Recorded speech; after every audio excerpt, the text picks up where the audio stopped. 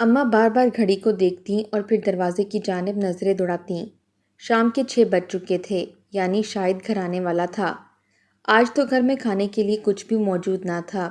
ایک ہی باسی روٹی پر تھوڑا سا اچار ڈالے اماں نہ جانے کس گھر سے مانگ کر لائی تھی، جسے ہم دونوں ماں بیٹی نے صبح صبح ناشتے میں کھایا تھا۔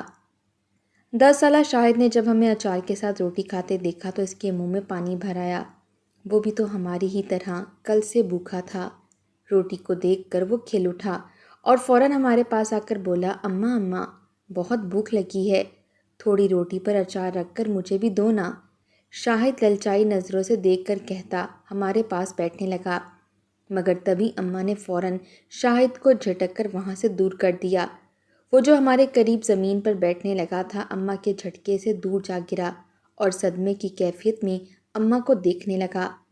اماں نے پیر سے اپنی ٹوٹی ہوئی چپل اتاری اور شاہد کو مارتے ہوئے کہنے لگیں کہ ایک کلموہے، یہ روٹی میرے اور میری بیٹی کے لیے ہے۔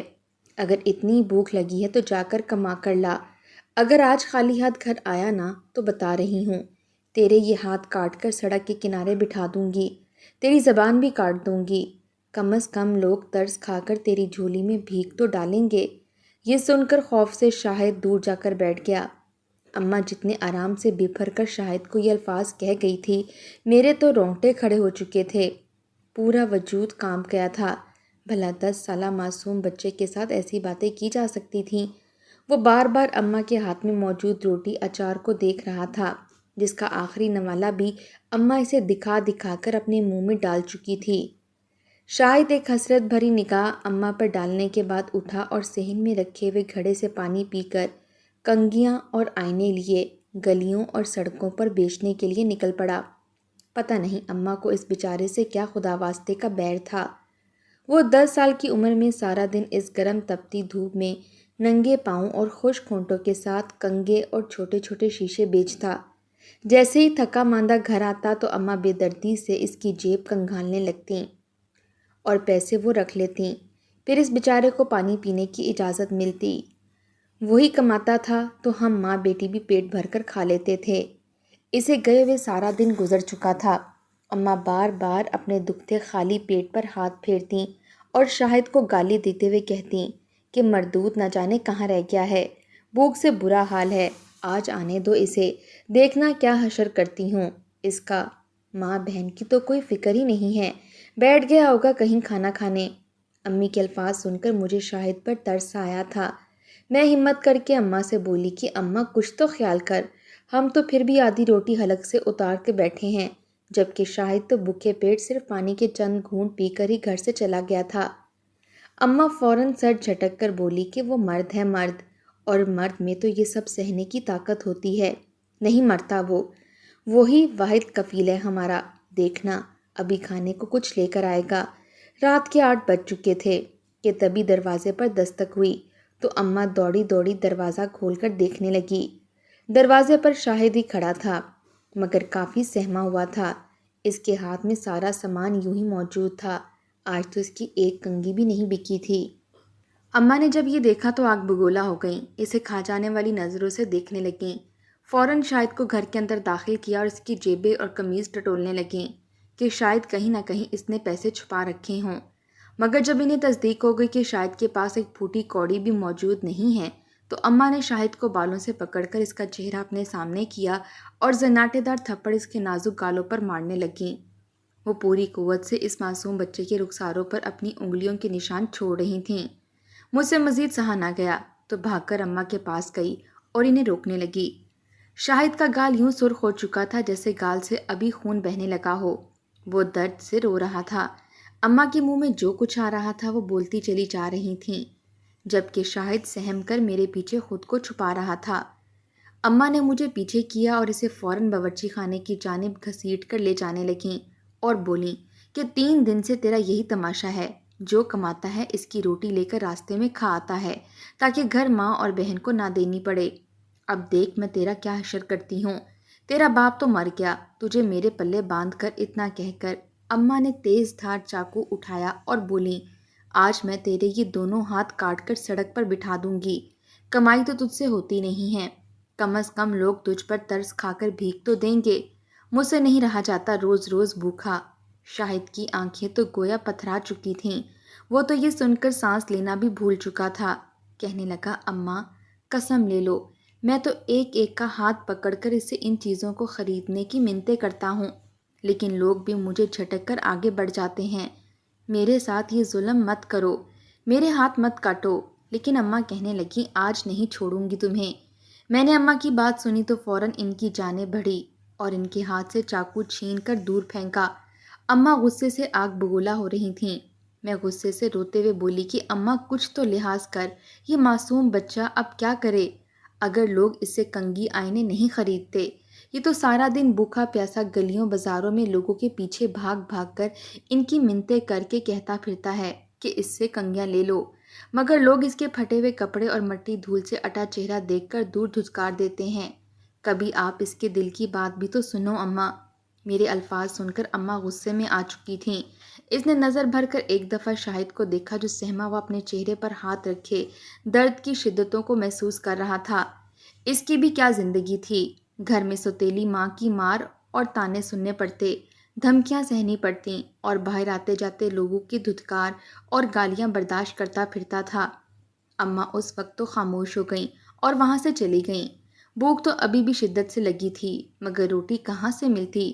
باورچی خانے میں جلے ہوئے روٹی کے باسی پرانے ٹکڑے پڑے تھے، جنہیں کھا کر ہم نے خود کو سیر کرنے کی ناکام کوشش کی تھی۔ وہ رات ہم نے روٹی کے جلے ہوئے ٹکڑے پانی کے ساتھ کھا کر بھوکے پیٹ ہی گزاری تھی۔ اماں نے 3 بار شاہد کو مارا تھا اور گھر سے نکالنے کی بھی کوشش کی تھی، مگر میں نے انہیں روک دیا تھا۔ شاید وہ اماں سے سہم چکا تھا۔ وہ ابھی بھی میری گود میں سر رکھ کر میرا ہاتھ تھامے سونے کی ناکام کوشش کر رہا تھا۔ وہ سسک رہا تھا، اس کی آنکھوں سے آنسو مسلسل بہہ جا رہے تھے۔ وہ رو رو کر اپنی ماں کو یاد کر رہا تھا۔ اسے یوں روتا دیکھ کر میرے دل کو بھی کچھ کچھ ہونے لگا تھا۔ اس معصوم لڑکے کی بھی کیا قسمت تھی۔ یہ میرے ابا کی دوسری شادی میں سے تھا۔ ابا نے اماں کو دھوکے سے ننہال بھیج کر من پسند عورت سے نکاح کر لیا تھا۔ اماں نے خوب شور مچایا مگر مجبور تھیں۔ ابا کے ساتھ سوتن کے ہوتے ہوئے ایک ہی گھر میں رہتی رہیں۔ پھر ایک روز سوتیلی ماں شاہد کو گھر چھوڑ کر ابا کے ساتھ مائکے کے لیے گئیں، مگر راستے میں دونوں کا ایکسیڈنٹ ہو گیا اور ان کی وفات ہو گئی۔ اس کے بعد سے ہمارا ناتا تو گویا غربت سے جڑ چکا تھا۔ اماں کو تو شاید اس معصوم شاہد میں اپنی سوتن دکھائی دیتی تھی، جو وہ اس پر ظلم کر کے دل کی بھڑاس نکالا کرتی تھیں، کیونکہ میری ماں شروع سے ہی زبان کی تیز اور کڑوی تھیں۔ ابا سے بھی ہر وقت لڑتی رہتی تھیں، اس لیے ابا نے دوسری شادی کر لی اور زیادہ تر وقت میری دوسری ماں کے ساتھ ہی گزارتے تھے۔ جس رات وہ میری سوتیلی ماں کے کمرے میں سوتے، میری ماں جلے پاؤں کی بلی بنے اپنے کمرے میں چکر کاٹتی رہتیں، انہیں بددعائیں دیتی رہتیں کہ اللہ کرے یہ منحوس عورت مر جائے تو میرے سینے میں ٹھنڈ پڑ جائے۔ جب شاہد پیدا ہوا تو اماں کی اہمیت ابا کی نظر میں اور بھی کم ہو گئی۔ اس دن اماں بہت روئی تھیں۔ میری سوتیلی ماں عادت کی اچھی تھی، مجھ سے اور اماں سے پیار سے بات کرتیں، لیکن اماں اس سے ہر وقت لڑتی ہی رہتی تھیں۔ نہ جانے اماں کی کالی زبان تھی جو میری سوتیلی ماں کے ساتھ میرے باپ کو بھی کھا گئی، اور اب ہم سب کو کھانے کے لالے پڑ گئے تھے۔ شاہد پر مجھے بہت ترس آتا تھا۔ جب اماں اسے مارتی تو وہ پوری رات امی امی کہتا سسکیوں سے روتا رہتا تو میرا بھی کلیجہ پھٹنے لگتا۔ ابھی وہ بنا آواز کے آنسو بہا رہا تھا۔ میں نے ایک نظر شاہد کی گالوں پر ڈالی، اس کی گال پر لال نشان اب نیلے پڑتے چلے جا رہے تھے۔ اماں نے جس شدت سے اسے مارا تھا، اس کی گال سے بس خون ہی نہیں رس رہا تھا۔ جیسے تیسے وہ رات گزری اور جیسے ہی ذرا سورج آسمان پر نمودار ہوا، اماں نے میرے پاس سوئے شاہد کو پیروں کی ٹھوکر سے اٹھایا تھا۔ وہ بچہ تو کل سے ہی ماں کا خوف دل میں سمائے ہوا تھا۔ جب اس نے ماں کی آواز قریب سے سنی اور ٹھوکر کھا کر بیدار ہوا تو چلاتے ہوئے بچاؤ بچاؤ کہتے میرے گلے لگ گیا۔ اس کے دل میں ماں کے لیے ڈر بیٹھ چکا تھا، جسے دیکھ کر اماں خوش ہوتی تھیں۔ اس نے شاہد کو آج خبردار کرتے ہوئے کہا کہ اگر آج پیسے گھر نہ لائے تو وہ اسے گھر میں داخل ہی نہیں ہونے دیں گی۔ وہ پہلے پیسے اماں کی ہتھیلی پر رکھے گا تو ہی اسے گھر میں آنے کی اجازت ملے گی۔ بیچارہ ڈرا ہوا شاہد روتے ہوئے گھر سے چلا گیا۔ میں اماں کو بہت سمجھا چکی تھی کہ ایسا مت کریں، مگر انہیں میری بات سمجھ نہیں آتی تھی۔ وہ مجھے بھی ڈانٹتی اور گھورتی، کہتی تو چپ کر، بڑی آئی اس منحوس کی ہمدرد۔ سارا دن یوں ہی گزر گیا اور میں شاہد کے لیے دعا کرتی رہی کہ آج اس کی چیزیں بک جائیں اور وہ زیادہ پیسے لے کر گھر چلا آئے، تبھی اماں اسے گھر میں داخل ہونے دیں گی۔ مگر سارا دن یوں ہی گزر گیا، حتیٰ کہ رات آ گئی، مگر شاہد کی کوئی خیر خبر نہ تھی۔ مجھے اب اس کی فکر ستانے لگی تھی، کہیں اسے کچھ ہو تو نہیں گیا تھا۔ وہ 2 دن کا بھوکا پیاسا تھا۔ رات کو اپنے حصے کی جلی روٹی کے ٹکڑے اماں سے چھپا کر میں نے شاہد کو کھلائے تھے۔ جب اماں سو چکی تھیں، اس کی آنکھوں میں میرے لیے محبت سی ابھر آئی تھی۔ کہنے لگا، آپی، تمہاری وجہ سے اس گھر میں واپس آ جاتا ہوں، ورنہ سڑک پر ہی رہنا شروع کر دیتا۔ یہ سن کر میں نے اسے اپنے ساتھ لگا لیا۔ میں نے کہا، ایسا کبھی نہ سوچنا شاہد، میں مر جاؤں گی۔ میں نے فرط محبت سے اسے اپنے ساتھ لگا لیا۔ جتنی اماں کو شاہد سے نفرت تھی، اتنی ہی مجھے اس سے شدت سے محبت تھی۔ اس کا معصوم چہرہ دیکھ کر مجھے اپنی غربت بھی بھلی لگتی تھی۔ جتنا میری ماں اسے مارتی تھیں، کتنی ہی دیر گزر گئی۔ جب وہ نہ آیا تو میں نے گھر کا دروازہ کھولا۔ مجھے عجیب سی بے چینی نے گھیر رکھا تھا۔ میں نے جو ہی دروازہ کھولا تو جو منظر مجھے گلی میں دکھائی دیا، اسے دیکھ کر میری روح لرز کر رہ گئی۔ معصوم شاہد گلی میں ہی دروازے سے ٹیک لگائے سو رہا تھا۔ اس کے ہاتھ میں آج بھی کنگھیاں یوں ہی موجود تھیں۔ آج بھی اس کی کوئی چیز بکی نہ تھی۔ میں نے جب اپنے بھائی کو لوارسوں کی طرح دروازے پر سوتا ہوا پایا تو فوراً اسے اٹھانے لگی۔ میری آنکھوں میں آنسو تھے۔ مجھے اپنے پاس دیکھ کر بکھلا کر رونے لگا اور میرے پیچھے چھپتے ہوئے کہنے لگا، آپی مجھے بچا لو، اماں مجھے بہت مارے گی۔ میں نے اسے خود سے لگا لیا۔ اس کے پیروں پر نظر پڑی تو دل کٹ کر رہ گیا۔ سارا دن ننگے پیر چلنے کی وجہ سے شاہد کے پیروں پر چھالے بن چکے تھے۔ وہ بخار سے بھی جل رہا تھا۔ میں نے اس کے پیروں پر چھالے دیکھے تو دل خون کے آنسو رونے لگا۔ وہ کہنے لگا کہ آپی، آپ اندر چلی جائیں، میں یہیں بیٹھوں گا۔ اماں نے بولا تھا کہ اگر آج بھی پیسے کما کر نہ لائے تو تجھے بہت ماروں گی۔ میں نے 1 روپیہ بھی نہیں کمایا۔ میں لوگوں کے پیچھے بھاگتا رہا، منتیں کر کے کہتا رہا کہ مجھ سے لے لو، بھلے ہی چند روپے میں، مگر کسی نے میری بات پر کان نہ دھرے، الٹا مار کر وہاں سے بھگا دیا۔ اس کے الفاظ سن کر میں وہیں زمین پر بیٹھے اسے سینے سے لگا کر رونے لگی اور بولی کہ تم میرے ساتھ اندر چلو، کچھ نہیں ہوگا تمہارے ساتھ۔ وہ ڈر رہا تھا۔ اماں نے جب شاہد کو میرے ساتھ اندر آتا ہوا دیکھا تو ان کے ماتھے پر بل پڑے۔ فوراً آگے بڑھ کر ہاتھ بڑھایا اور بولیں کہ کتنی کمائی ہوئی آج، شاہد مجھے حساب دو۔ شاہد نے جب یہ سنا تو سسک کر سر جھکا گیا۔ وہ کانپ رہا تھا۔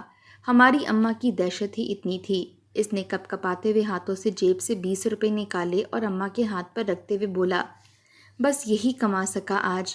اس سے تو تنور والے نے 1 روٹی بھی دینے سے انکار کر دیا۔ بولا 10 روپے اور لاؤ پھر دوں گا۔ سڑکوں پر بھاگ بھاگ کر لوگوں کو چیزیں دکھا دکھا کر میرے پیروں پر چھالے پڑ چکے ہیں، مگر کسی کو میری تکلیف نظر نہیں آتی۔ شاہد روتا ہوا تیز تیز سانسیں لے کر سب ایک ہی سانس میں بتاتے ہوئے کہنے لگا کہ شاید اماں کو اس پر رحم آ جائے اور وہ اسے نہ ماریں، مگر اماں تو جیسے شاہد کے لیے جلاد بن چکی تھیں۔ انہوں نے شاہد کو گردن سے پکڑا اور اپنے ساتھ کمرے میں لے جانے لگیں۔ اماں نے اس کا ہاتھ پکڑا اور اسے کھینچ کر اپنے کمرے میں لے گئیں۔ دروازہ بند کیا اور اسے بہت مارا۔ اگلے روز اسے ایک ورک شاپ پر کام پر لگوا دیا۔ اس کا سیٹ بھی اسے بہت مارتا تھا، لیکن یہ ہوا کہ اب وہ روز کے 200-400 لانے لگا۔ وقت کا پہیہ کچھ آگے بڑھا۔ شاہد گاڑیاں ٹھیک کرنے کا ہنر جان گیا تھا۔ مار کھا کھا کر اس کا وجود اب اس مار کا عادی ہو چکا تھا۔ اب کھانا میں پکانے لگی تھی۔ گھر کا سارا کام میں کرتی تھی۔ شاہد بھی اچھے پیسے گھر لانے لگا تھا، اس لیے اماں کی لاکھ مخالفت کے بعد بھی میں اپنے بھائی کو پیٹ بھر کر روٹی بنا کر دیتی۔ وہ بھی میرا بہت خیال رکھتا۔ پہلی بار اماں کو اس وقت شاہد پر حیرت ہوئی جب وہ 16 سال کا ہو گیا تھا، اور اماں نے جیسے ہی اسے مارنے کے لیے ہاتھ اٹھایا، اس نے اماں کا ہاتھ پکڑ لیا اور غصے سے بولا، بس اماں، آئندہ مجھ پر ہاتھ مت اٹھانا۔ میں نے پہلی بار شاہد کی آنکھوں میں اماں کے لیے بہت نفرت دیکھی تھی۔ اماں بھی دم بخود سی ہو کر رہ گئیں۔ اس کے بعد اماں نے اسے مارنا چھوڑ دیا۔ ہم دونوں بہن بھائیوں کی محبت ویسے ہی قائم رہی۔ میں شاہد سے 4 سال بڑی تھی، لیکن اب وہ مجھ سے بھی زیادہ قد نکال گیا تھا۔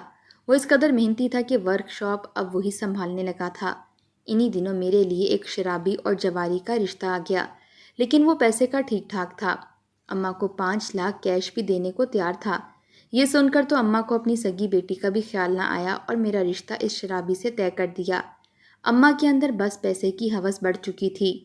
جب مجھے اس بات کا علم ہوا تو میں نے صاف انکار کر دیا، لیکن اماں مجھ پر برس پڑیں، کہنے لگیں لاکھوں کی جائیداد کا مالک ہے وہ بڈھا، تو عیش کرے گی۔ میں نے کہا مجھے نہیں کرنی اس سے شادی۔ میرے مسلسل انکار پر اماں نے پہلی بار مجھ پر بھی ہاتھ اٹھانے سے گریز نہیں کیا۔ شاہد جب گھر واپس آیا تو مجھے روتے ہوئے دیکھ کر مجھ سے رونے کی وجہ پوچھنے لگا۔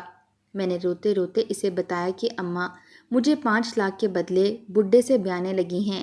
یہ سن کر شاہد اماں کے سامنے جا کھڑا ہوا، کہنے لگا آپی کی شادی میں خود کروں گا، آپ اس شرابی کو انکار کر دیں۔ یہ بات سن کر اماں کہنے لگی وہ شخص دولت مند ہے، میں اپنی بیٹی کو اسی سے بیاہوں گی۔ اگر تجھے اپنی بہن کی اتنی تکلیف ہے تو مجھے اتنے پیسے کما کر دے، میں اس کی شادی تیری مرضی سے کر دوں گی۔ اس بات کو سن کر وہ کہنے لگا کہ اسے یہ بات منظور ہے۔ انہی دنوں شاہد کا ایک دوست جو اس کے ساتھ ہی ورک شاپ پر کام کرتا تھا، وہ عمر میں اس سے کافی بڑا تھا، مجھ سے بھی 2-3 سال بڑا ہوگا، وہ سعودیہ جا رہا تھا اور کب سے شاہد سے بھی یہی کہہ رہا تھا کہ وہ بھی اس کے ساتھ وہاں قسمت آزمانے چلے، سارا خرچہ بھی وہ کرنے کو تیار تھا۔ شاہد نے جب اس کے بارے میں اماں کو بتایا، وہ کہنے لگیں کہ آج کل وہ لوگ اپنے بڑے بھائی کے لیے رشتہ ڈھونڈ رہے ہیں، وہ اپنے بڑے بھائی سے میرا نکاح کروا دے گا، پھر وہ دونوں سعودیہ چلے جائیں گے اور جب خوب پیسہ کما لیں گے تو واپس آ کر اماں کو 5 لاکھ دے کر میری رخصتی کروا لے گا، کیونکہ اس کا بھائی بھی مناسب ہی کماتا ہے۔ شاہد نے اس کی بات مان لی۔ میرا نکاح بھی اس نے اپنے اسی دوست کے بھائی سے کروا دیا اور خود سعودیہ چلا گیا، تاکہ پیچھے سے اماں میری شادی کسی جواری سے نہ کروا دے۔ اسے میری بہت فکر تھی، اس نے ایک بھائی ہونے کا حق ادا کیا تھا، سعودیہ جاتے ہی اسے نوکری مل گئی تھی، اب وہ ہر ماہ ایک معقول رقم بھیجنے لگا تھا۔ وہ اماں جو کبھی شاہد کو منحوس اور پتہ نہیں کیا کیا کہتی تھی، اب میرا بیٹا کہتے اس کی زبان نہیں تھکتی تھی۔ شاید 2 سال بعد آیا تو 5 لاکھ کی رقم اماں کے ہاتھ میں رکھی۔ اماں تو اب اس پر نہال سی ہونے لگی تھیں، لیکن شاہد کا مزاج ہی لیا دیا تھا، اس نے میری شادی بہت اچھے سے کی، جہیز بھی دیا، میں اپنے گھر کی ہو گئی۔ شہاب بہت اچھے انسان تھے، شاید میری شادی کے فوری بعد ہی دوبارہ سعودیہ چلا گیا۔ میں شہاب کے ساتھ خوش تھی اور مطمئن زندگی گزار رہی تھی کہ جب ایک بار اماں مجھ سے کہنے لگیں کہ شاہد انہیں عمرے کی ادائیگی کے لیے سعودیہ بلا رہا ہے۔ یہ سن کر میں بھی خوش ہو گئی کہ یہ تو اچھی بات ہے۔ اماں چند دنوں بعد ہی سعودیہ چلی گئیں، عمرہ بھی کیا، لیکن اس کے بعد میرا اماں سے کوئی رابطہ ہی نہیں ہوا۔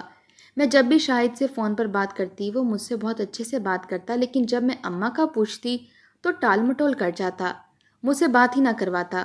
میں نے ایک بار اس سے پوچھا کہ اماں واپس پاکستان کب آئیں گی، تو کہنے لگا کبھی نہیں، وہ اب سعودیہ ہی رہیں گی۔ پتہ نہیں کیوں لیکن میرا دل بڑا بے چین تھا۔ میں نے ایک بار اپنے دیور سے پوچھا جو شاہد کا دوست تھا، میں نے پوچھا میری اماں کہاں ہیں، تو وہ حیرت کا اظہار کرنے لگا، کہنے لگا وہ تو کب کی پاکستان جا چکی ہیں۔ یہ سن کر تو میرے ہوش ہی اڑ گئے۔ میں نے جلدی سے شاہد کو فون کیا، میں نے کہا اماں کہاں ہیں؟ اس نے میری بات کا جواب نہیں دیا۔ میں نے کہا مجھے بتاؤ کہ وہ کہاں ہیں؟ وہ کہنے لگا میں نے انہیں اولڈ ہاؤس بھجوا دیا ہے، اب وہیں رہیں گی، باقی کی زندگی تنہا گزاریں گی، تاکہ انہیں احساس ہو کہ اپنے کیا ہوتے ہیں اور کتنے اہم ہوتے ہیں۔ بے فکر رہو آپی، جب انہیں احساس ہو جائے گا تو واپس پاکستان بھیج دوں گا۔ مجھے شاہد کی یہ بات اتنی بھی بری نہیں لگی تھی۔ میری ماں کو واقعی اپنوں کی اہمیت کا نہ اندازہ تھا اور نہ ہی قدر تھی۔